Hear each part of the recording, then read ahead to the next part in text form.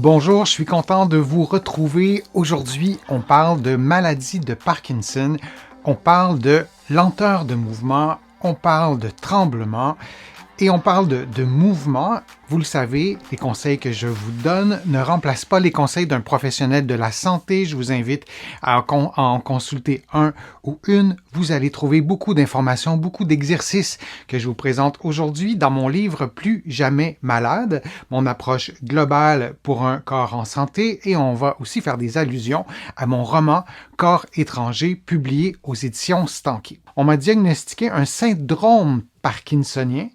Quelle est la différence avec la maladie de Parkinson? C'est deux choses différentes. Il y a quelques années, on a parlé du président à l'époque, Joe Biden, et il y avait des hypothèses de syndrome parkinsonien qui n'est pas la même chose que la maladie de Parkinson. Donc, on va voir un peu ce qu'il y en est, la différence entre les deux. D'abord, c'est quoi un syndrome? Un syndrome tout court, là. Un syndrome, c'est un ensemble de signes ou de symptômes qui apparaissent ensemble, sans toujours avoir une cause unique, clairement identifiée. Un syndrome dont je vous ai parlé souvent, c'est le syndrome du tunnel carpien. Vous allez avoir des engourdissements dans la main ou une faiblesse. Il y a d'autres symptômes aussi. Et la cause du syndrome du tunnel carpien, il y en a plusieurs. Enfin, il n'y en a pas juste une. Alors, on appelle ça un syndrome. On prend les signes, les symptômes. Ça dresse un tableau clinique. Il y a plusieurs personnes qui ont quelque chose qui ressemble à ça, mais parfois, on peut avoir un syndrome du tunnel carpien parce qu'il y a quelque chose de bloqué au niveau du poignet, parfois pour d'autres raisons, parfois c'est un problème au niveau neurologique, disons. Alors ça, c'est un syndrome. Il y a le syndrome métabolique, je vous en ai déjà parlé, obésité, haute tension artérielle, troubles métaboliques quand on prend la prise de sang. Il y a plusieurs choses qui expliquent ça. Si vous ne connaissez pas le syndrome métabolique, je vous invite à regarder mes vidéos sur le sujet. Chez les 60 ans et plus, il y a environ 40% des personnes qui sont atteintes du syndrome métabolique et plusieurs personnes ne le savent pas. Je reviens à la question, quelle est la différence entre un syndrome parkinsonien et la maladie de Parkinson? On a commencé par définir qu'est-ce qu'un syndrome.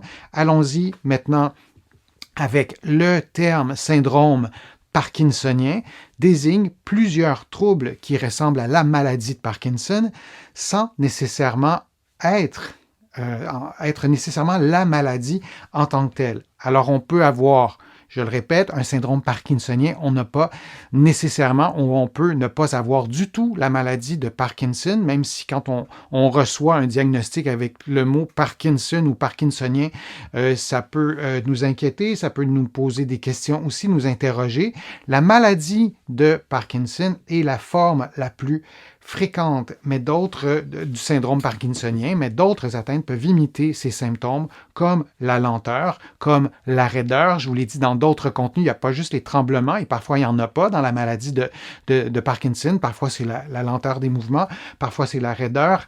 Alors, ces signes-là peuvent nous mener à poser ce diagnostic de syndrome parkinsonien lorsque le médecin vous évalue. Les signes peuvent inclure aussi une instabilité posturale. Je vous en ai déjà parlé, le dos va se courber un peu, notre posture va changer. Il y a d'autres éléments qu'on peut voir aussi, des troubles de la marche, une posture voûtée, une voix affaiblie. Les cordes vocales, ce sont des muscles. Quand on parle, on a besoin de contracter. Il y a quelque chose de très musculo-squelettique dans la voix aussi. Une perte d'expression faciale. On va souvent dire que les personnes sont amimiques. Donc, la mimique, l'expression faciale va s'amoindrir ou va presque disparaître, ou des troubles cognitifs lorsque la maladie elle est plus avancée. Donc, selon la cause sous-jacente du syndrome parkinsonien. Qu'est-ce qui peut causer le syndrome parkinsonien? Il y a vraiment plusieurs causes. Je vais pas toutes les établir et on les connaît pas toutes de façon exhaustive non plus, mais certains médicaments, un accident vasculaire cérébral qui toucherait la région qui est responsable, par exemple, je simplifie, de la posture, des tremblements, de tous ces symptômes et ces signes qu'on observe dans un contexte de maladie de Parkinson, des traumatismes crâniens répétés ou d'autres maladies neurologiques peuvent provoquer le syndrome parkinsonien. Alors, c'est pas toujours simple lorsqu'on est devant quelqu'un qui a un syndrome parkinsonien de bien comprendre la cause de ce qui se passe. Parfois, les gens sont âgés, donc il y a une historique médicale plus complexe à analyser. C'est pas toujours simple, mais de l'identifier, ça, c'est un peu plus facile parce que ce sont des signes et des symptômes qu'on peut voir assez facilement. Seul, et ça c'est important, un suivi médical permet de préciser l'origine des symptômes et d'adapter les traitements au bon diagnostic. Si vous m'écoutez, vous avez googlé syndrome parkinsonien, vous êtes tombé sur ma vidéo, je ne suis pas en train de vous diagnostiquer. D'abord, je suis physiothérapeute, je ne suis pas médecin, je ne pose pas de diagnostics médicaux et donc vous devez consulter pour comprendre la cause, pour comprendre ce qui se passe et avoir le bon traitement, le bon diagnostic au bon moment et par le bon professionnel.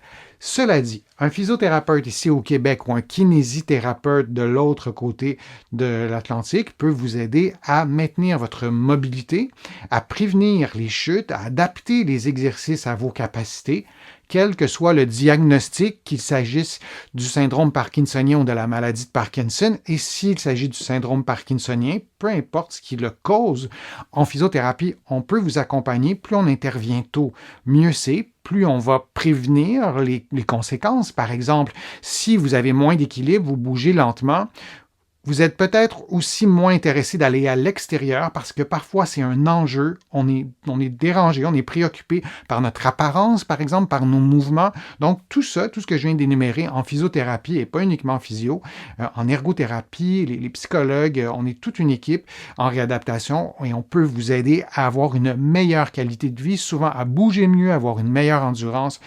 Donc consultez d'abord un médecin pour savoir ce qui se passe et n'oubliez pas que les physiothérapeutes ou les kinésithérapeutes, comme je le disais, peuvent vous aider à prendre soin de vous pour que vous alliez un petit peu mieux. Alors, la question entre syndrome parkinsonien et maladie de Parkinson, ce sont deux choses qui se chevauchent, mais on peut avoir un syndrome parkinsonien parce qu'on a des effets indésirables de médicaments, parce qu'on a fait un AVC, parce qu'on a eu, par exemple, plusieurs traumatismes crâniens, parce qu'on a pratiqué un sport de contact et on a eu souvent des coups à la tête. C'est la différence et les similitudes entre ces deux termes-là. Je vous remercie de votre participation, je vous remercie de vos questions. Je les lis toutes, j'y réponds en direct, j'y réponds en rediffusion dans d'autres vidéos. Vous allez trouver beaucoup d'informations sur mon site web, le www.denisfortier.ca. Vous pouvez vous abonner aussi gratuitement à l'infolettre et vous allez trouver beaucoup d'informations dans mes livres.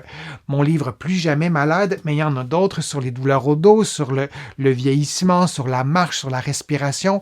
Plusieurs d'entre vous, vous les connaissez déjà et je vous remercie aussi beaucoup pour vos contributions. Vous le savez, sans elles, je ne pourrais vous produire autant de nouveaux contenus. Vous pouvez contribuer en cliquant sur le petit cœur ou aller sur mon site web. Il y a d'autres façons aussi de contribuer autres que financières. Je suis Denis Fortier. Je vous remercie beaucoup. Je vous dis à une prochaine fois, à une prochaine vidéo. À bientôt.